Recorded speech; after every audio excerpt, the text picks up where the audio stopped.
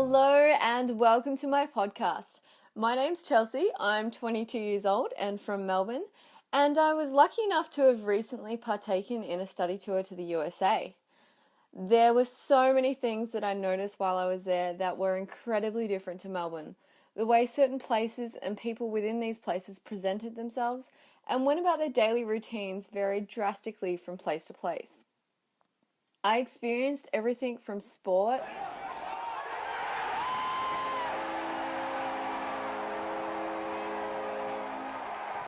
to Christmas parties in Hollywood,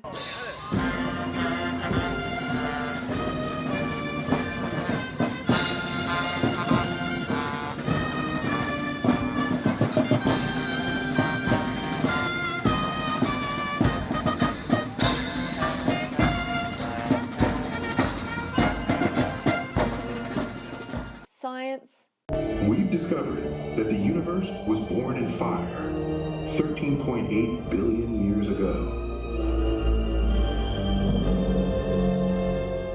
and so much more. But what really got my attention while I was there was how aspiring musicians and artists portrayed themselves or sold themselves within these places, and how the arts in general was portrayed. I spent most of my time in LA and New York City and a small amount of time in San Francisco. I'm going to look at how these places present themselves differently from one another and from Melbourne as well. Let's start with LA. I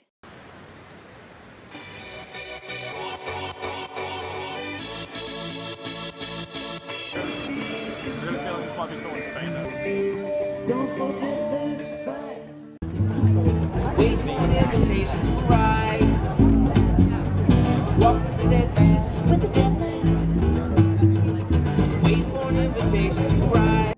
I imagined LA to be this wild party town and expected to sight celebrities and really well-dressed people. It was a little different to this.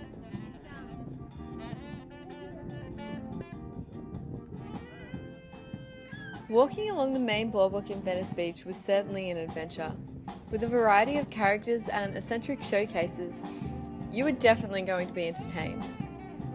From artists on rollerblades with electric guitars, wacky sightings such as pet pigs doing tricks, and even a touching homeless man playing beautiful symphonies on a piano.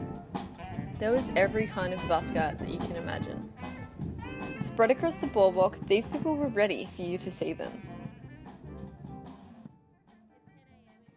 Santa Monica is the next suburb along from Venice Beach, and it is completely different. The artists in Santa Monica took advantage of its bustling and high-end shopping district. Every 10 meters or so, there would be a new and diverse act or musician dressed up to the part and ready to perform for the crowds. I was taken by surprise, but I was completely excited by the different array of entertainers that I saw while I was there. A very precise MJ lookalike dancing to Thriller knew all the moves and even had the monster backup dancers. A funk jazz band had everyone's hips swinging.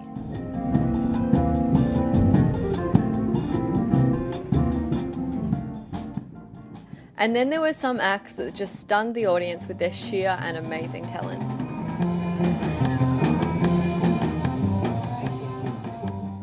Such as this young boy who knew how to smash the drum kit.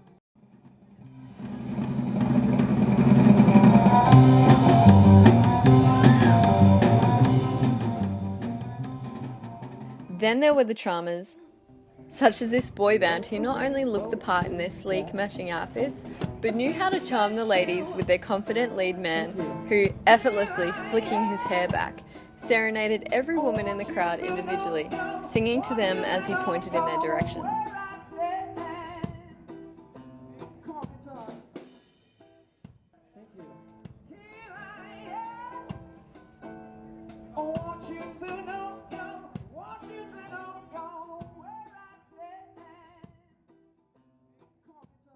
A bit further up, another man in a wheelchair was doing the same thing. Instead, though, he was using the classic charm of Christmas spirit and love. Love is all that I can give to you, my baby. Love is... So what was it about these people? Why were they presenting themselves in these particular ways? And why did it work in attracting and intriguing us?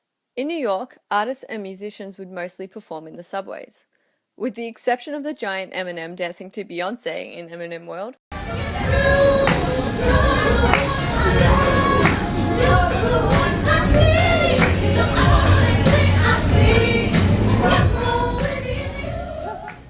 the subways are the warmest places to be in New York City at this time of the year, and they also attract decent crowds and passers-by. We use the subway pretty regularly in New York City, and saw some really interesting and quirky things while we were there.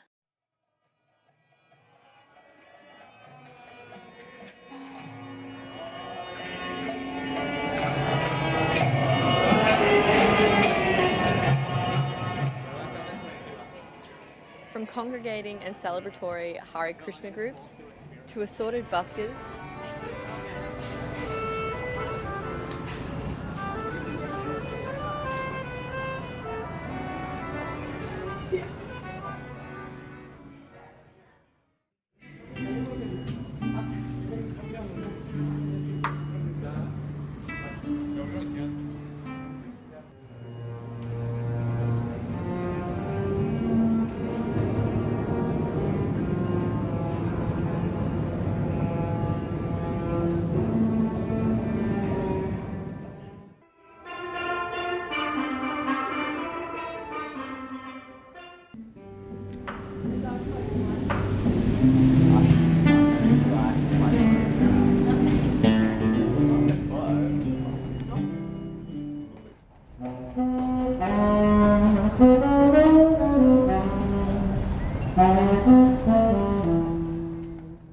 to extravagant DJ light shows,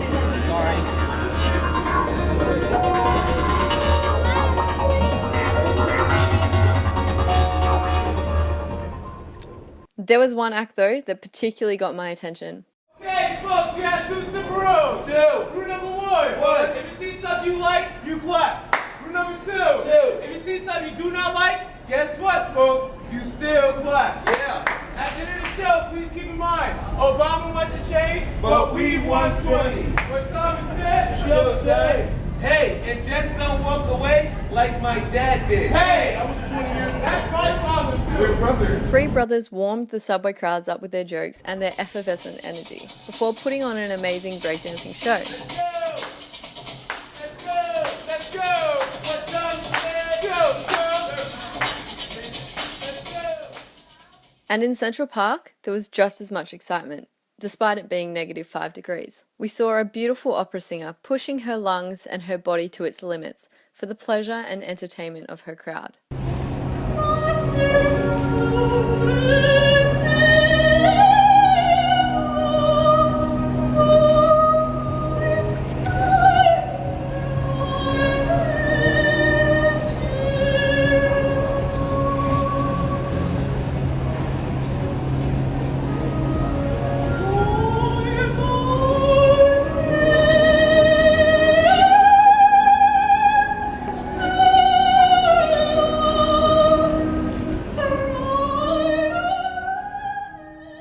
I may not have seen anyone famous while in LA or New York, but these aspiring musicians and artists were what I really needed to see. Canvas Pop co-founder Adrain Salamonovic explains that art is just as much a part of marketing as toothpaste. But I truly believe that even though these artists are presenting themselves in these particular ways, and perhaps marketing themselves with the intention of making us laugh, feel curious, or feel a lump in our throats, they are still providing an image which is their image.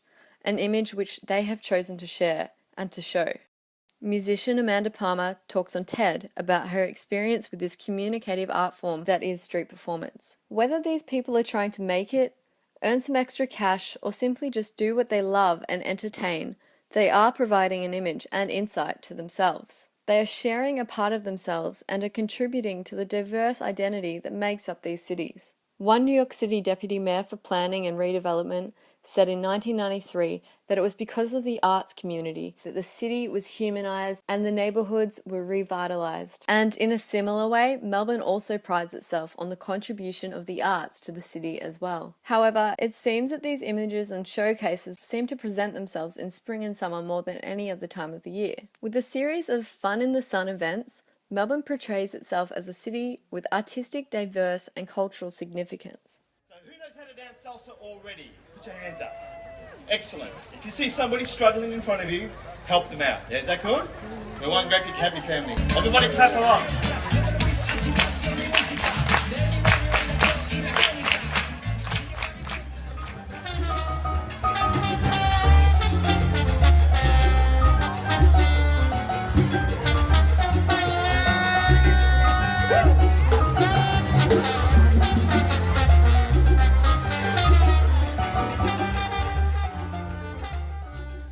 What you're hearing is part of the recent Summer Series event that took place in the Fitzroy Gardens. The community came together at sunset to partake in an evening of salsa, Latin dancing, music, and food. Even if it was just a representation of images, it was fun, and that's all that matters.